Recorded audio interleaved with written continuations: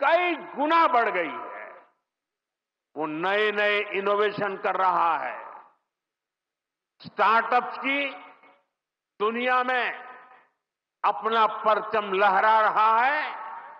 और सबसे बड़ी बात, आज के भारत का युवा अपनी विरासत पर गर्व करते हुए, अपनी संस्कृति पर गर्व करते हुए चल रहा है।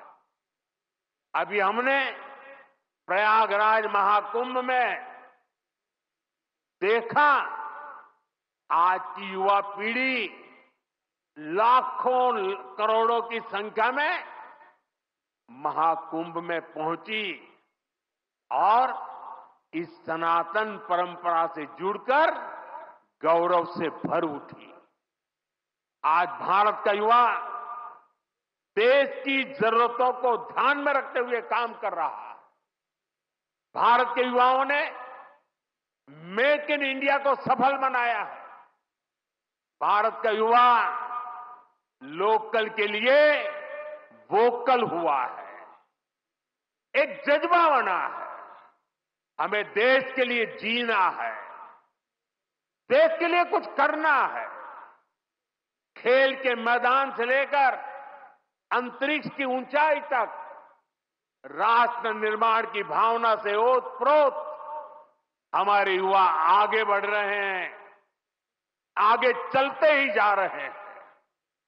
यही युवा 2047 के जब आजादी के 100 साल होंगे, विकसित भारत के लक्ष्य की ध्वजा थामे हुए है। और मुझे विश्वास है, संगठन, समर्पण और सेवा की ये त्रिवेणी विकसित भारत की यात्रा को निरंतर ऊर्जा देती रहेगी, दिशा देती रहेगी। संघ का इतने वर्षों का परिश्रम फलीभूत हो रहा है।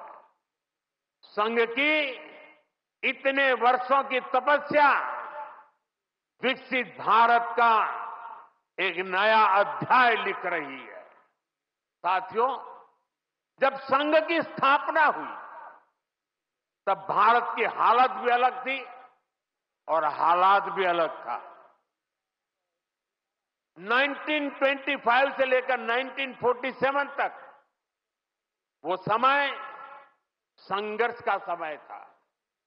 आजादी का बड़ा लक्ष्य देश के सामने था। आज संघ की 100 वर्षों की यात्रा के बाद देश फिर एक अहम पड़ाव पर है। 2025 से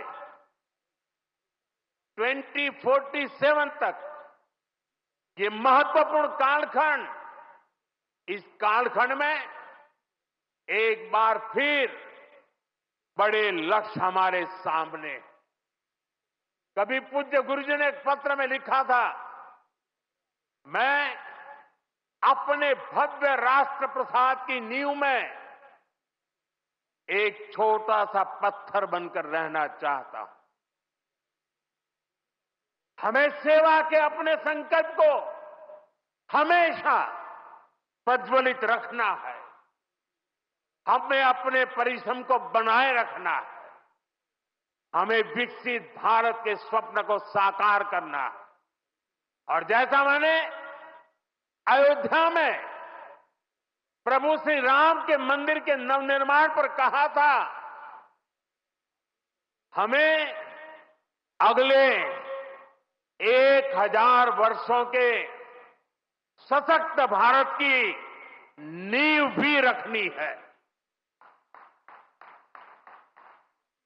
मुझे विश्वास है, पूज्य डॉक्टर साहब, पूज्य गुरुजी जैसी विभूतियों का मार्गदर्शन हमें निरंतर सामर्थ्य देगा।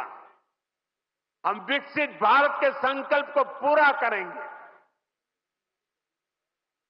हम अपनी पीढ़ियों के बलिदान को सार्थक करके रहेंगे। इसी संकल्प के साथ आप सभी को एक बार फिर इस मंगलमय नववर्ष की अनेक अनेक शुभकामनाएं। बहुत बहुत धन्यवाद।